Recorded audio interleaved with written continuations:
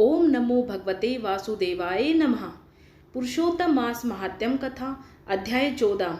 इससे पहले के अध्याय में हमने जाना कि राजा दृढ़ धनवा को चिंता हुई कि अहो, यह वैभव संपत्ति किस महान पुण्य के कारण हमें प्राप्त हुआ है। ना तो मैंने कोई तप किया, ना तो कोई दान किया और ना ही कहीं पर कुछ हवन ही किया है। इस प्रकार चिंता करते हुए देव मंदिरों में जाकर देवता का पूजन कर, ब्राह्मणों को दान देकर तथा नमस्कार करके घोड़े पर सवार हो शिकार खेलने की इच्छा से शीघ्र वन को गया। वहां पर कोई एक परम सुंदर सुगा राजा को मोहित करने वाली तुलना रहित मनुष्य वाणी को बोलता हुआ आया और उसको संबोधित करता हुआ एक ही श्लोक को बार बार पढ़ने लगा कि इस पृथ्वी पर विद्यमान अतुल्य सुख को देखकर तू तत्व अर्थात आत्मा का चिंतन नहीं करता है तो इस संसार के पार को कैसे जाएगा। तब चिंता करते हुए पृथ्वीपति राजा दृढ़ धनवा का क्या हुआ सो आप सब आगे सुनिए। श्री नारायण जी बोले, इसके बाद चिंता से आतुर राजा दृढ़ धनवा के घर वाल्मीकि मुनि आए, जिन्होंने परम अद्भुत तथा सुंदर रामचंद्र जी का चरित्र वर्णन किया है। राजा दृढ़ धनवा ने दूर से ही वाल्मीकि मुनि को आते हुए देखकर घबराहट के साथ जल्दी से उठकर भक्ति युक्त हो उनके चरणों में दंडवत प्रणाम किया। भली भांति पूजा कर उत्तम आसन पर ऋषि को बैठाकर उनके चरणों को गोद में लेकर दोनों हाथों से धोया और उस चरणोदक को बड़े हर्ष के साथ सिर से धारण कर शुक पक्षी की बात स्मरण करता हुआ राजा दृढ़ धनवा ने मधुर वचन से यो कहा। दृढ़ धनवा बोला, हे भगवान, इस समय मैं कृतकृत्य हूँ, भाग्यवान हूँ, मेरा जन्म सफल हुआ। हे प्रभु, आज मेरा मनोरथ पूर्ण हुआ। आज आपके प्रत्यक्ष दर्शन से शास्त्रादिकों के यथार्थ अर्थ का ज्ञान सफल हुआ। हे जगत के पावन करने वालों के पावन करने वाले, आज मैं अपने भाग्य का क्या वर्णन करूं। श्री नारायण भगवान बोले। इस तरह वाल्मीकि मुनि को कहकर वह राजा मौन हो गए। बाद में वाल्मीकि मुनि उस राजा को विनय युक्त देखकर बड़े प्रसन्न हुए और जनता को आनंदित करते हुए बोले। वाल्मीकि मुनि बोले, हे नृपश्रेष्ठ, ठीक है, तुम में उक्त प्रकार की सब बातों का होना संभव है। हे राजन, तुम चिंता से आतुर क्यों हो, सो सब मन की बात कहो। ऐसा मालूम पड़ता है कि तुम्हारी कुछ कहने की इच्छा है, इसलिए हे महामते उसे कहो।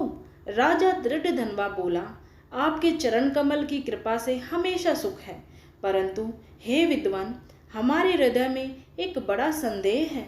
वन में होने वाले शुक पक्षी के मुख से निकले हुए बाण के समान उस वचन को दूर करे। किसी समय में शिकार खेलने के लिए गहन वन में निकल गया। वहां भ्रमण करता हुआ एक तालाब देखा, उसका जल पिया। बाद में थकावट दूर करने के लिए एक बड़े वट वृक्ष के नीचे बैठ गया। अत्यंत घनी तथा सुंदर छाया वाले और मन एवं नेत्र को आनंद देने वाले उस वृक्ष पर बैठे हुए सुंदर शुक पक्षी को देखा। जब उस शुक पक्षी पर हमारी दृष्टि गई तब उसने हमारे सम्मुख होकर एक श्लोक पढ़ा कि इस पृथ्वी पर विद्यमान अतुल्य सुख को देखकर तू तत्व अथवा आत्मा का चिंतन नहीं करता है तो इस संसार के पार कैसे जाएगा। मैं इस प्रकार शुक पक्षी के वचनों को सुनकर विस्मित हो गया। हे ब्रह्मांड, मैं नहीं जानता कि उस शुक पक्षी ने क्या कहा।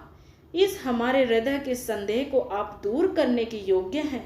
हमारा राज्य सुख तथा सुंदर 4 पुत्र, सुंदर पतिव्रता स्त्री, हाथी, घोड़ा, रथ सेना, हे ब्रह्मा, ये सब अतुल्य समृद्धि इस समय हमें किस पुण्य से प्राप्त है, यह सब विचार कर संक्षेप में कहने के आप योग्य हैं। राजा दृढ़ धनवा के वचन को वाल्मीकि मुनि सुनकर प्राणायाम कर एक मुहूर्त तक ध्यान में मगन हो हाथ में रखे हुए आंवला के फल के समान विश्वा संसार के भूत भविष्यत और जो वर्तमान विषम है उनको हृदय में समाधि के बल से जानकर और निश्चित कर राजा से बोले, हे राजाओं में श्रेष्ठ, अपने पूर्व जन्म का चरित्र तुम सुनो। हे राजेंद्र, पूर्व जन्म में आप द्रविड़ देश में ताम्रपर्णी नदी के किनारे वास करने वाले सुदेव नामक ब्राह्मण थे। धार्मिक, सत्यवादी, जो मिल जाए उतने ही में संतोष करने वाले, वेदाय धन में संपन्न, विष्णु भक्ति में परायण रहा करते थे। आपने अग्निहोत्र आदि यज्ञों के द्वारा भगवान श्री हरि को प्रसन्न किया। इस प्रकार रहते हुए तुम्हारी गुणवती स्त्री थी। वह गौतम ऋषि की सुंदर कन्या गौतमी नाम से प्रसिद्ध शंकर की सेवा में तत्पर पार्वती के समान तुम्हारी प्रेम से सेवा करती थी। गृहस्थ आश्रम धर्म में धर्म पूर्वक वास करते हुए बहुत समय बीत गया, परंतु तुम्हें कोई संतान नहीं हुई।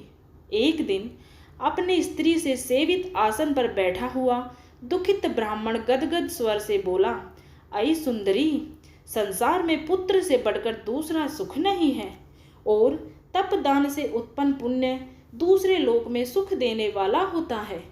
शुद्ध वंश में होने वाला संतान इस लोक में तथा परलोक में कल्याण करने वाली होती है। उस श्रेष्ठ पुत्र के ना मिलने से मेरा जीवन निष्फल है। ना तो मैंने पुत्र को प्यार किया और न वेद पढ़ने के लिए सोने से जगाया, ना तो उसका विवाह किया, इसलिए मेरा जन्म व्यर्थ में चला गया। अभी मेरी मृत्यु हो, मेरे को आयुष्य प्रिय नहीं है। इस प्रकार अपने प्रिय पति का वचन सुनकर गौतमी खिन्न मन हुई।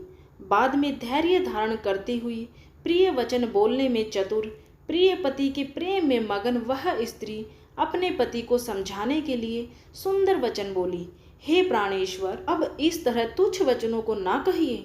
आपके समान भगवत भक्त विद्वान लोग मोह को प्राप्त नहीं होते हैं। हे विभो, आप सत्य धर्म में तत्पर रहने वाले हो। आपने स्वर्ग को जीत लिया है। हे सुव्रत अर्थात हे सुंदर व्रत करने वाले, आप जैसे ज्ञानी को पुत्रों से सुख की प्राप्ति कैसी, अर्थात ज्ञानी पुरुष पुत्रों से होने वाले सुख की इच्छा नहीं करते हैं।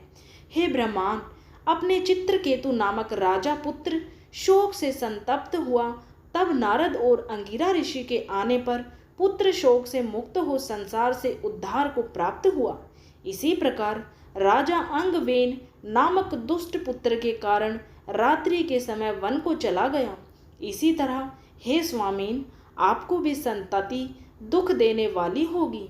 फिर भी हे तपोधन, यदि आपको सतपुत्र की लालसा है तो प्रसन्नता से जगत के नाथ, समस्त अर्थों के दाता हरि भगवान की आराधना करें। हे ब्रह्मांड, पहले सांख्याचार्य कृदम ऋषि ने जिनकी आराधना कर पुत्र को प्राप्त किया, जो कि पुत्र योगियों में श्रेष्ठ कपित देव नाम से प्रसिद्ध हुआ। ब्राह्मण श्रेष्ठ इस प्रकार अपनी धर्मपत्नी के वचन सुनकर तथा निश्चय कर उस अपनी गोदमी स्त्री के साथ ताम्रपर्णी नदी के तट पर गया।